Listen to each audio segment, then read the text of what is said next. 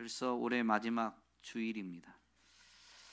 주일 우리는 예배를 드리며 하나님께 무엇을 해야 될까요? 즉 하나님께 어떻게 예배를 드려야 할까요? 한 해를 돌아보면 감사가 빠질 수가 없습니다. 그렇다면 우리는 예배를 드릴 때 하나님께 감사함으로 예배를 드려야 되는데, 여러분 무엇에 대해서 감사하고자 하십니까? 그리고 이 마지막 주일 예배, 올해의 마지막 주일 예배에 우리가 진심으로 감사하며 예배한다면 다가오는 새해에는 우리는 어떻게 살기로 결단해야 할까요? 오늘 본문의 말씀을 통해서 바울의 고백을 되새기고 모든 믿음의 사람의 동일한 고백이자 소원이어야 됨을 분명히 확인해 보고 그렇게 새해를 맞이할 수 있게 되기를 간절히 소망합니다. 오늘 본문에 보면 바울이 16절에 감사를 드리는데요, 어떻게 감사를 드리는지 표현하고 있습니다. 너희로 말미암아 감사하기를 그치지 아니한다. 여러분, 감사는 이 그치지 않는다, 끊어지지 않는다. 끊임없이 감사를 드려야 됩니다. 여러분, 이걸 다른 말로 바꾸면 사도 바울이 데살로니가 교회에 하나님의 뜻을 가르쳐 준 표현으로 바꿔서 하면 범사에 감사해야 됩니다. 모든 일에 감사해야 되는 거죠.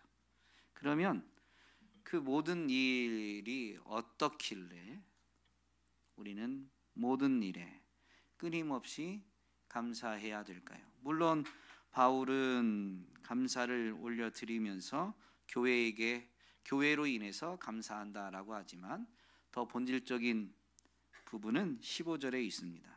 이로 말미암아 주 예수 안에서 너희 믿음과 모든 성도를 향한 사랑을 나도 듣고 너희를 인해서 감사한다. 그러니까 너희를 인해서 감사할 때 그 너희, 즉 에베소 교회 성도들의 무엇 때문에 감사하는 거예요? 믿음과 서로 간의 성도를, 모든 성도를 사랑하는 서로 간의 사랑 때문입니다. 여러분, 우리가 감사해야 되는 이유가 어디에 있냐면요, 하나님이 우리에게 믿음을 주셨기 때문입니다. 대단한 믿음이든 겨자씨 하나일 만한 믿음이든 중요한 것은 믿음으로 구원을 받습니다.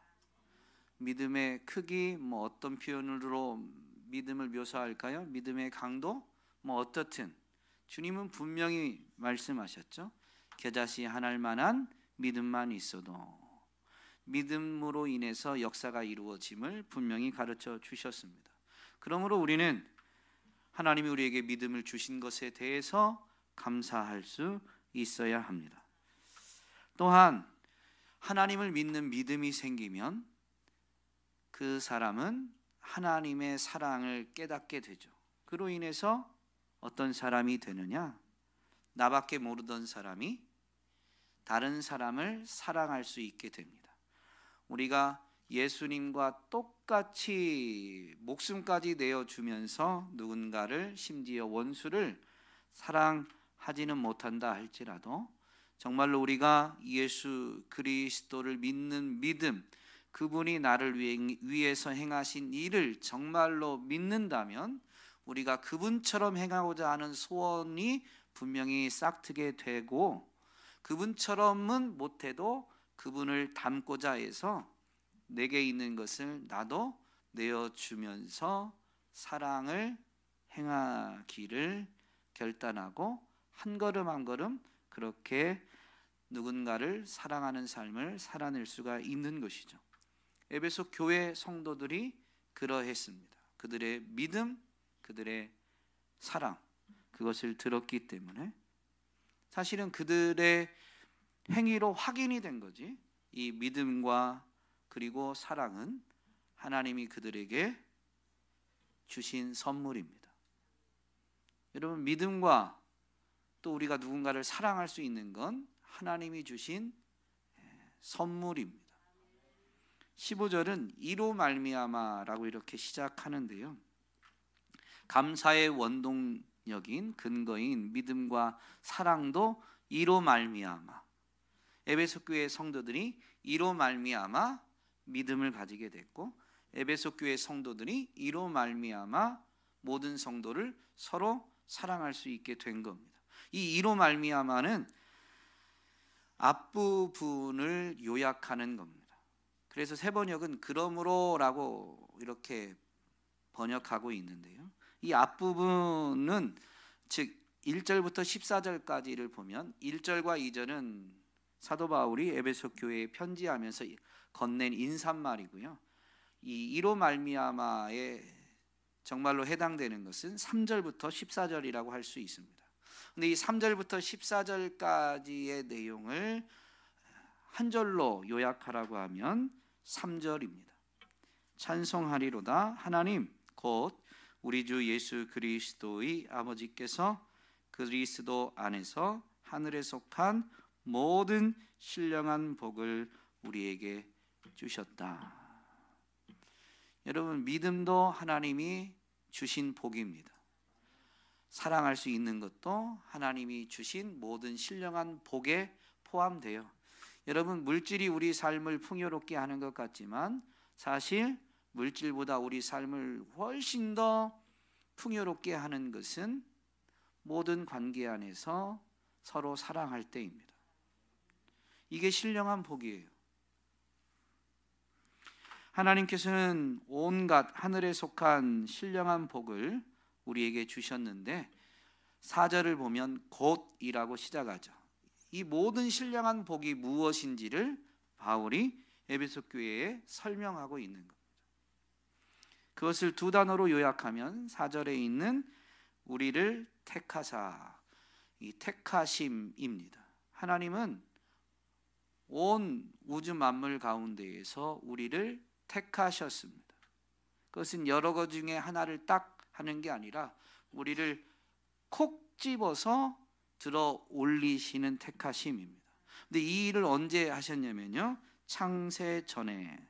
세번역 버전으로 보면 하나님은 세상 창조 전에 그리스도 안에서 우리를 택하셨다라고 합니다. 그래서 우리를 사랑하셨습니다. 사랑해 주셨습니다. 어쨌든 세상 창조 전에 그리스도 안에서 하나님이 우리를 택하셨습니다. 이것은 우리가 생각할 때는 우리의 지혜, 우리의 이성으로는 납득하기가 어려워요.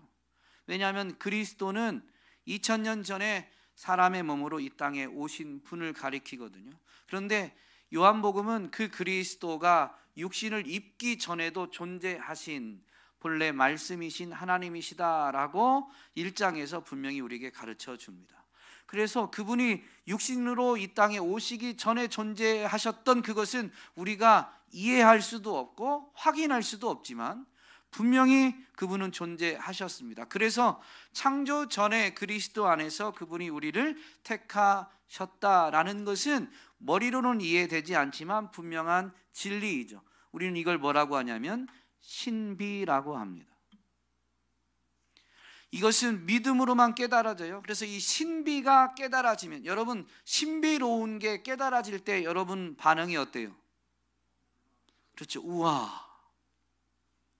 여러분, 그리스도 안에서 모든 신령한 복을 내가 받았다라는 게 이론이 아니라 체험되어져서 깨달아지면 어떠냐면요, 우와, 하나님이 왜 나를?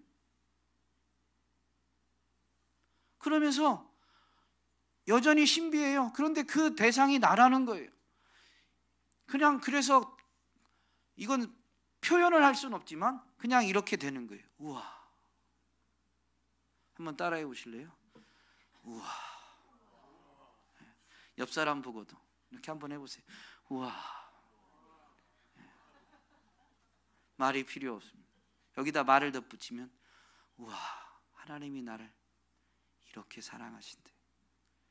그러면 그게 깨달아지면 옆 사람도 하나님이 그렇게, 오늘 예수 그리스도 안에 있는 옆 사람도 하나님이 내가 우와 한 만큼 사랑하시는 거죠. 아니에요? 나는 우아하고 너는 에이 그래요? 아니죠. 우와. 그러면 우리는 그리스도 안에서 만나면 이러는 거예요. 와, 하나님이 하준일 집사님도 이렇게 사랑하시는구나. 그래서 우리는 그렇게 인사하는 거예요. 하나님이 당신을 사랑하십니다. 옆 사람 한번 인사하실까요? 하나님이 당신을. 그 다음에는 우아를 여러분이 다른 뭐라고 해야 될까요? 수식어로 너무너무 사랑하십니다. 뭐 어쨌든 한번 표현을 해보시죠. 하여튼 남한테 뭐 하라고 하면 잘 못해요. 네. 그리고 모든 신령한 복을 나타내는 또 다른 단어가 뭐냐면 예정하심입니다. 하나님은 미리 정하셨어요. 무엇을 미리 정하셨냐면 우리를 하나님 앞에서 거룩하고 흠이 없는 사람이 되도록 정하셨습니다. 여러분은 거룩하고 흠이 없어요? 아니면 거룩하지 못할 때도 많고 흠도 많아요? 네, 거룩하지 못하고 흠이 참 많아요. 그게 우리의 실상인데 우리는 복을 받아서, 그러니까 우리가 본래 그런 게 아니라 우리는 그리스도 안에서 모든 신령한 복을 받아서 이 예정하심을 입은 거예요. 하나님은 예정하신, 미리 정하신 것을 온전히 이루시는 분이시죠. 그것이 오늘 찬양팀에서도 찬양한 표현, 하나님에 대한 표현입니다. 전능하신 하나님. 하나님이 전능하시다라는 것은 뭐냐면요, 뜻하신, 계획하신 모든 그분의 계획을, 뜻을 미리 정하신 것을 그분은 결국엔 다 이루신다. 그것을 이루어가는 과정에 그 이루어가는 일에 연루된 모든 이들이 이루어가는 방향대로 협조하지 않아도, 즉 우리 사람 편에서 보면 우리가 하나님의 계획과 뜻에 순종하지 않아도 하나님은 그 뜻을 온전히 이루신다. 이것이 전능입니다. 사람은 전능해요? 전능하지 못해요? 전능하지 못해요. 계획한 대로, 결단한 대로 삶을 살아요? 못 살아요? 못 살아요. 그래서 우리는 연약하다고 고백하는 겁니다. 하나님이 우리를 위해서 예정하신 것이 뭐냐면요, 거룩하고 흠이 없는 사람이 되게 하는 거예요. 우리가 안 되니까 그리스도를 통해서, 그리스도 안에서 우리를 거룩하고 흠이 없게 하신 것이죠. 그래서 거룩하고 흠이 없는 우리를 그분은 그분의 자녀로, 하나님의 자녀로 삼아 주셨습니다. 이것이 하나님의 미리 정하심입니다. 여러분을 향한 하나님의 미리 정하심, 예정하심이 이루어졌어요? 안 이루어졌어요? 여러분은 하나님의 자녀예요? 아니에요? 자녀죠. 그러면 우리 스스로 이렇게 합니다. 나는 사실 연약하고 흠이 많은 사람인데 그런 나를 하나님이 예수님 때문에 거룩하고 흠이 없다라고 해 주십니다. 그러면 하나님 말이 맞아요? 내 말이 맞아요? 하나님 말씀이 맞죠. 한번 그렇게 할까요? 우리는 스스로 느끼기에는 부족하고 연약하고 흠이 많은 사람으로 느껴지지만 하나님이 그렇지 않다고, 미리 정하신 것을 이루셨다고 하니까 스스로 한번, 나는 예수님 안에서 거룩하고 흠이 없는 사람이다. 옆 사람한테도 한번 인사하실까요? 당신은 주 안에서 거룩하시고 흠이 없으십니다. 부부간에 앉으신 분들, 자, 여러분의 배우자가 흠이 있어요, 없어요? 그건 본인 생각이고, 하나님 말씀해 보니까 옆 사람, 여러분의 배우자가 흠이 있어요, 없어요? 예, 없어요. 완벽합니다. 여러분은 완벽한 배우자를 만난 하나님의 신령한 복을 받은 분이십니다. 이것을 깨달으면 그 복을 주신 하나님을 찬양하게 되고 그 하나님께 우리는 감사하게 되죠. 우리는 우리가 행동하는 것에 대해서 또 대상에 대해서 감사나 찬양을 구분하지만 이 모든 행위가 하나님 앞에서 이루어질 때 감사와 찬양은 특별히 구분되지 않습니다. 우리가 그분께 감사를 올려드리는 것이 그분께 찬양을 올려드리는 거고, 그 감사로 올려드리는 찬양, 예배, 모든 것은 그분을 영화롭게 합니다. 감사가 빠진 것은 하나님을 영화롭게 하지 못해요. 시편 50편에 보면 감사를 잃어버린 이스라엘을 향해서 시인이 하나님의 말씀을 대언합니다. 감사를 잃어버린 그들을 향해서 하나님이 너희를 찢으실 것이다. 그러면서 분명히 가르쳐 주죠. 감사로 제사를 드리는 자가 하나님을 영화롭게 한다. 여러분, 정말로 하나님이 그리스도 안에서 우리에게 모든 신령한 복을 주셨다라는 것을 분명히 우리가 체험하고 인정하게 되면, 감사는 우리가 감사하라라는 가르침, 권면, 명령이 성경에 있지만 그것은 해야만 하는 게 아니라요, 우리가 받은 은혜에 대한 자연스러운 합당한 반응인 것입니다. 여러분, 감사가 끊어지지 않기를, 범사에 감사하기를 주님의 이름으로 부탁드립니다. 그렇게 한 해를 마무리한다면 우리는 새해에는 어떤 자세로 맞이해야 될까요? 이로 말미암아라고 15절에서 분명히 말하면서 바울이 보인 행동은 두 가지입니다. 첫 번째는 감사고 두 번째는 기도입니다. 16절에 보니까 내가 기도할 때 기억하며, 누구를 기억하냐면 너희, 즉 에베소 교회 성도들을 기억하는 건데요, 기도할 때 에베소 교회 성도들을 기억하는 거예요. 즉 바울이 기도할 때 에베소 교회 성도들을 위해서 기도할 때만 이렇다는 게 아니라 하나님께 모든 신령한 복을 받았기 때문에 내가 기도하는데, 그 기도할 때 그 에베소 교회 성도들을 생각하면서 기도하는 거죠. 그런데 그 기도가 어떠하냐? 끊이지 아니한다. 여러분, 이 헬라어 문법이 영어 문법하고 조금 문장 구조가 매우 유사한데, 영어 번역본을 보면 명확합니다. 이 끊이지 아니한다라는 이 표현에 감사한다라는 것과 그리고 기억한다라는 단어가 이렇게 연결됩니다. 그러므로 끊이지 않고 하는 게 뭐냐면 기도고, 그리고 끊이지 않는 게 뭐냐면 감사인 거죠. 바울이 감사를 하는데, 이 기도를 하는데, 기도에 할 수 있게 된 원동력이 뭐냐면 이로 말미암아요. 즉 하나님이 우리에게 모든 신령한 복을 주셨다라는 거죠. 그러면 바울은 이걸 어떻게 깨달았을까요? 하나님이 우리에게 모든 신령한 복을 주셨다는 것은 바울은 어떻게 깨달았을까요?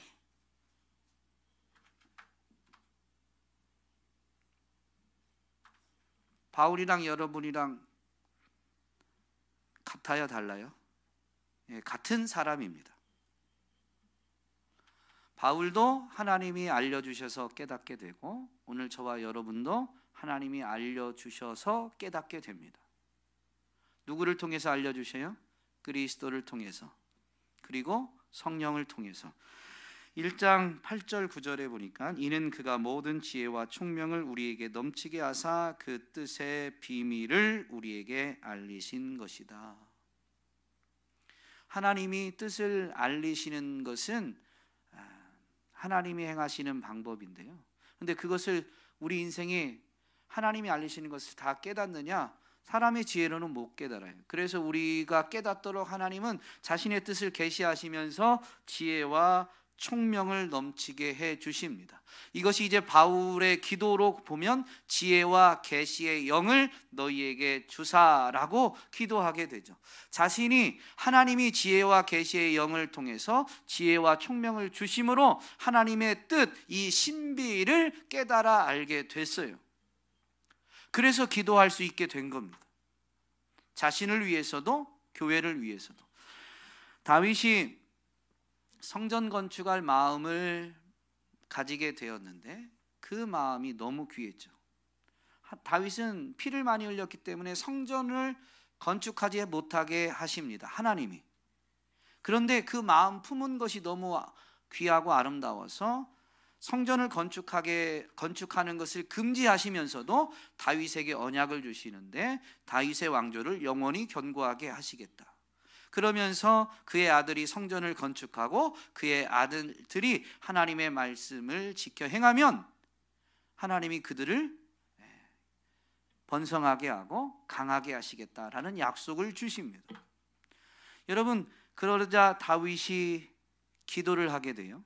그가 기도하면서 약속대로 하나님 이루어 주십시오라고 기도하는데 그는 기도하면서 이렇게 고백하죠. 사무엘하 7장 27절에 보면 만군의 여호와 이스라엘의 하나님이여 주의 종의 귀를 여시고 이르시기를 내가 너를 위하여 집을 세우리라 하셨으므로 주의 종이 이 기도로 주께 간구할 마음이 생겼나이다.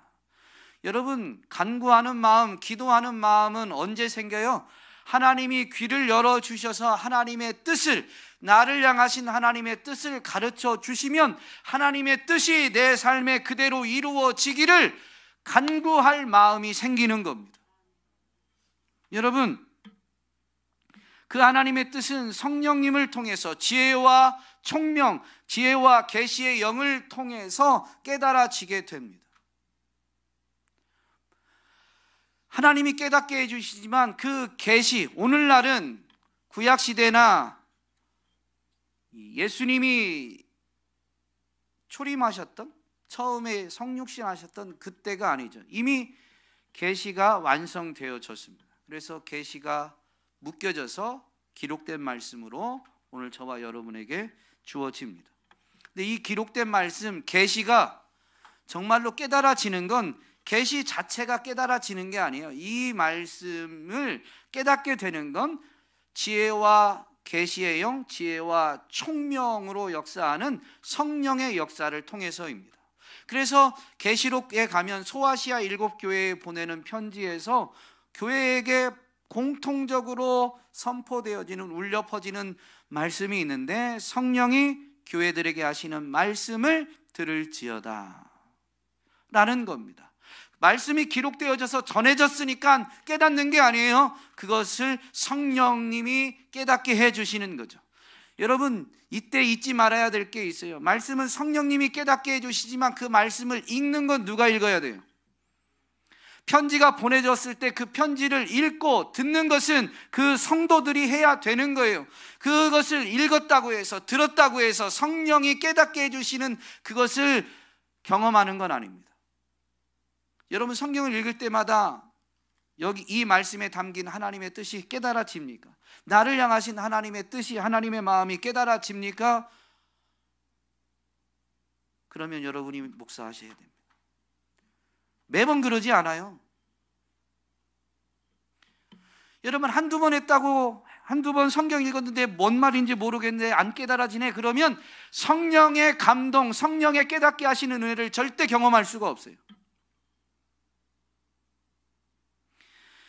말씀을 우리가 해야 될 몫은 읽는 거지만 우리가 읽었기 때문에 깨달아지는 게 아니라 말씀을 읽을 때, 말씀을 묵상할 때 여러분 잊지 말아야 돼. 이걸 깨닫게 해주시는 게 누구라고요? 성령님. 그러니까 성령님 도와주세요라는 마음으로 기도하면서 성경을 읽을 때에야 성령님의 도우심, 깨닫게 하심을 경험할 수가 있고, 그래서 하나님의 뜻을 깨달은 사람은 이제 뭐 할 마음이 생겨난다? 기도할 마음이 생겨난다. 그러면 뒤집어서 한번 생각해 볼까요? 오늘날 성도들이 기도할 마음이 솟아나지 않는 이유는 뭘까요? 기도하며 살아야 된다는 건 머리로는 알지만 실제 삶의 현장에 가면 나는 기도가 필요 없는 사람처럼 살아가는 이유가 뭘까요? 첫 번째는 내가 말씀을 읽지 않기 때문입니다. 이건 누구에게도 핑계할 수 없어요. 성령님이 나에게 어떤 감동을 주시지 않았잖아요 라고 나중에 하나님 앞에 가서 핑계할 수가 없습니다. 읽는 것은 내가 해야 돼요. 읽는 걸 넘어서 연구하는 것, 묵상하는 것은 내가 해야 됩니다.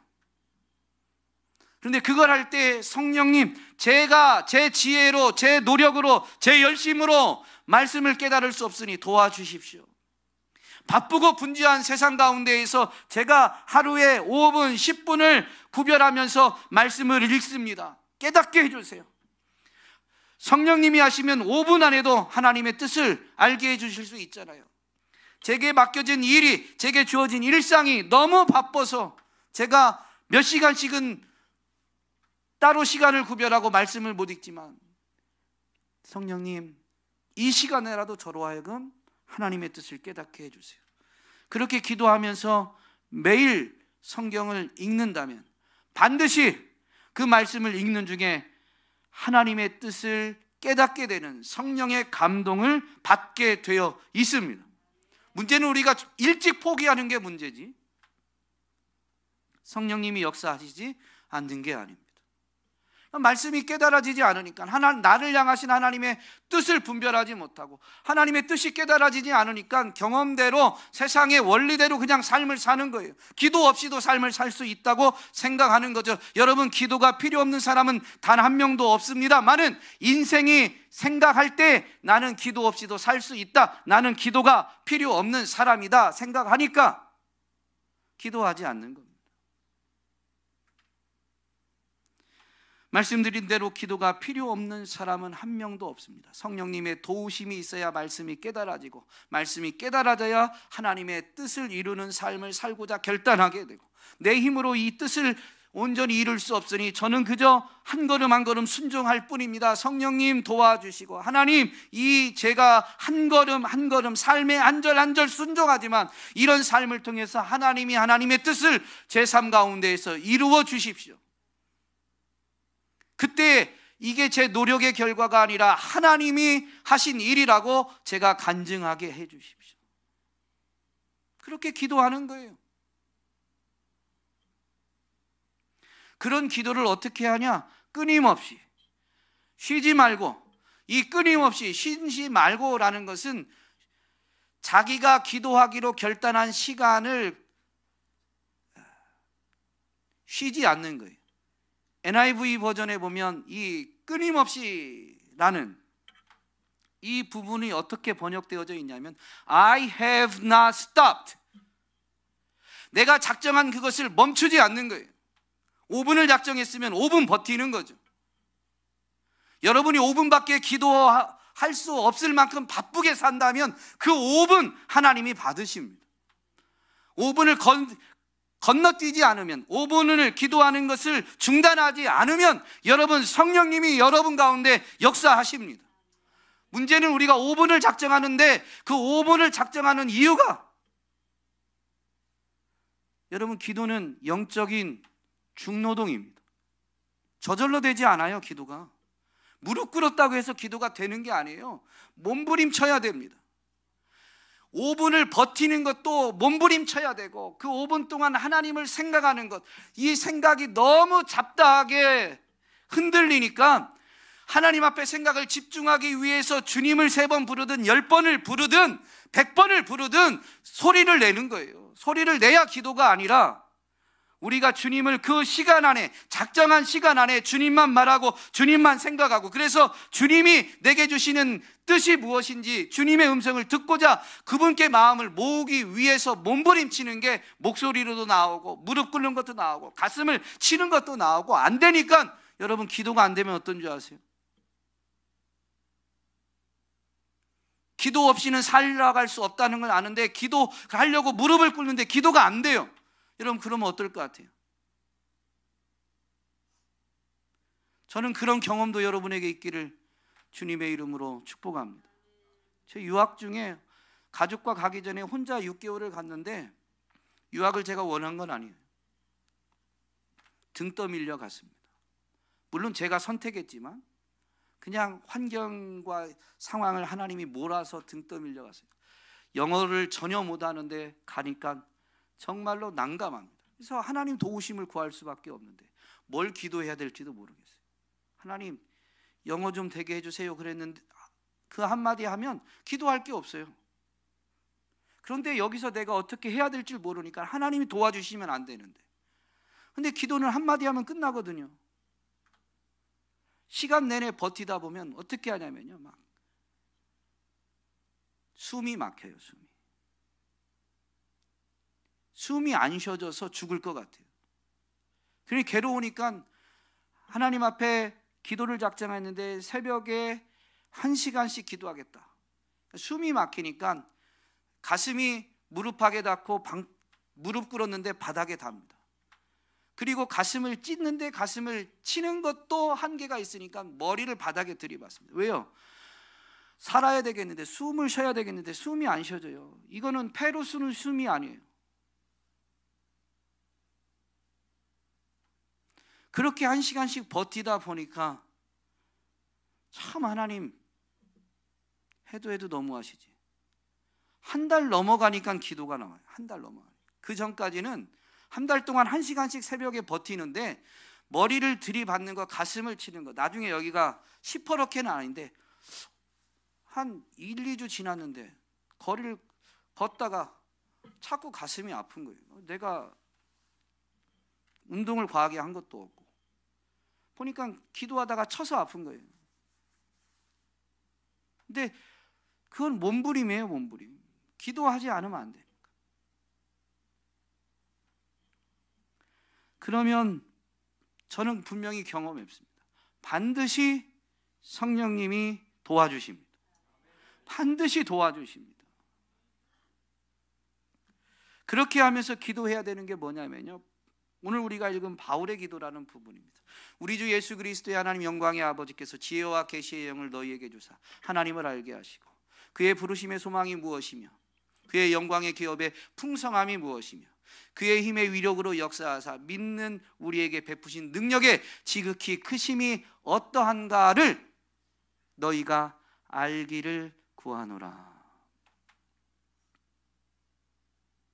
바울은 깨닫게 듣고 그러니까 이제 교회를 위해서 기도하는 겁니다. 저도 이 기도 제목을 가지고 이 문구를 이렇게 암송하면서 여러분을 위해서 기도하게 됩니다. 물론 여러분들의 실질적인 기도 제목은 다른 것들일 수 있겠죠. 그런데요, 그것은 때때로 바뀌잖아요. 몸이 아플 땐 치유해 주세요라고 기도하지만 병이 나오면 치유해 주세요라고 더 이상 기도하지 않아요. 물질이 너무 어려워서 물질의 곤고함 가운데 있으면 당연히 하나님 좀 숨통 좀 트여주세요, 이것 좀 해결하게 해주세요, 좀 넉넉하게 해주세요 라고 기도하지만 숨이 조금만 트여도 여러분 어때요? 더 기도 안 하잖아요.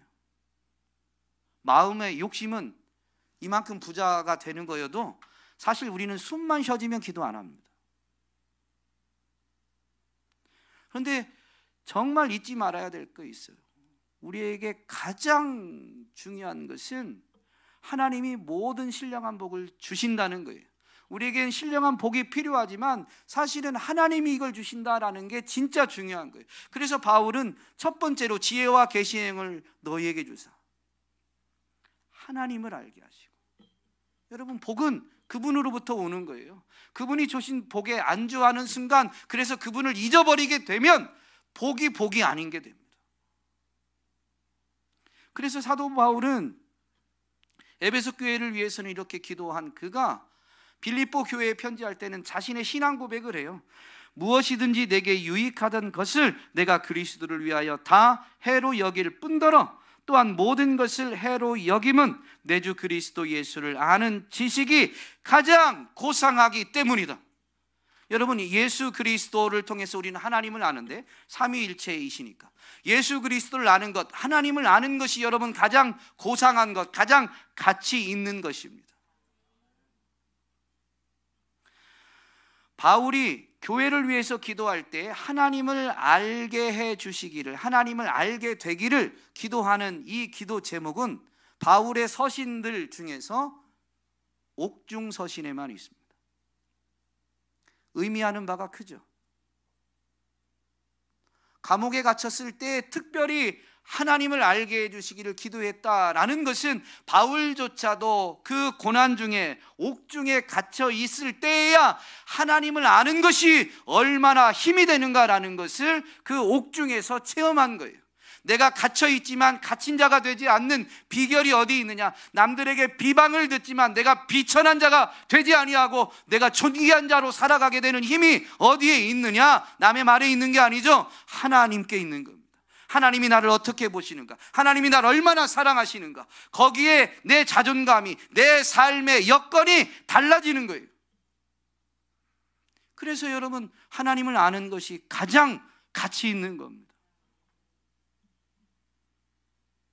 하나님을 안다는 것은 부르심의 소망을 아는 거고, 그분이 우리에게 주신 그 영광의 기업이 어떤 것인가, 본문에서는 그것의 풍성함이라고 되어 있지만 그것을 아는 거예요. 우리에게 베푸신 하나님의 능력이 얼마나 크신가라는 것을 아는 겁니다. 이걸 알면 여러분, 세상에서 부자로 사는 게 아니라 어떤 고난에도 넘어지지 않습니다. 넘어진 것 같지만 반드시 일어납니다. 지난 금요일에도 선배 목사님에 대한 이야기를 했었는데요, 성탄절 2부에 모교회에서부터 함께 자란, 만나면, 개인적으로 만나면 다 목사지만 목사라기보다는 형과 동생으로 더 대하게 되는, 물론 만나서도 호칭은 형이라고 하진 않았죠. 이제 목회자가 돼서 지나온 시간이 더 기니까. 근데 마음은 목사 대 목사가 아니라 형과 동생으로 만납니다. 근데 그 선배 목사님의 사모님이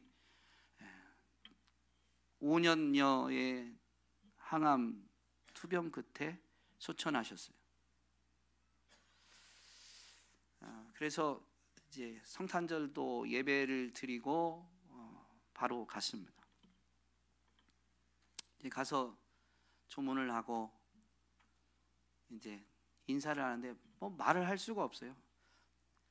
저보다 2년 선배고 그 사모님은 1년 선배, 다 같은 교회에 있었어요. 뭐 어떤 말을 위로할 수가 없는 거죠. 그래서 조문하고 그냥 딱 끌어안았는데, 같이 끌어안았어요, 서로. 근데 이제 그 목사님이 같이 간 다른 목사님들한테는 그렇게 못하겠죠. 동료 목회자이긴 하지만 등을 사정없이 두드리는 거예요. 이렇게 왔어, 이런 의미가 아니라 자신이 아내가 떠난 것에 대해서 너무 아프고 괴로운데, 그걸 그 교회는 좀 크거든요. 장례식장에도 항상 50명에서 100명의 성도들이 다 섬기고 그랬는데, 그 성도들이 있으니까 그 아픔을 표현을 못하죠. 근데 이제 형 동생과 같은 관계니까 갔는데, 이제 와서 인사를 하는데 등을 두드리는데 이게 아니에요. 막 이렇게 때리는 거예요. 근데 그 때리는 게 더 아픈 거예요, 저한테. 아무 말도 못했습니다. 그러고 성탄절에 거기서 하루를 보내고 다음 날 26일 날 새벽에 이제 발인을 하는데, 기독교 예식으로는 천국 환송 예배라고 합니다. 그런데 이제 연결식장을 운구에서 떠나는데, 보통은 그 운구할 때에 이제 찬송을 불러요. 천국에서 만나보자, 뭐 이런 찬송가를 부르는데, 천국에 대한. 근데 누구도 부를 수가 없는 거예요, 먼저. 그래서 이제 가만히 있는데 딱 운구하고 그 관이 이제 먼저 가고 뒤에 유가족이 가는데, 이 목사님이 첫 발을 떼면서 그 찬양을 하셨습니다. 예전 찬송가로는 388장 후렴인데, 마귀들과 싸울지라. 후렴 아세요? 영광 영광 할렐루야, 영광 영광 할렐루야. 여러분, 그게 하나님을 아는 겁니다. 너무 아프고 힘든데 오히려 다른 사람들은 아무 말도 못 하는데 안 아픈 게 아니에요. 저는 그걸 만났을 때 등을 두드리는데 너무 느껴졌어요. 너무 슬프고 아픈데 하나님을 아는 사람은 그때 일어섭니다. 누구도 못하는 고백을 하게 되고 누구도 내디딜 수 없는 걸음을 내딛게 됩니다. 여러분, 인생은 살아가면서 고난을 안 만나는 경우가 없습니다. 그렇기 때문에 사실 모든 인생은 기도가 필요합니다. 기도가 필요 없는 사람은 한 명도 없습니다. 근데 문제는 우리가 기도가 필요 없다라고 생각하는 게 문제이죠.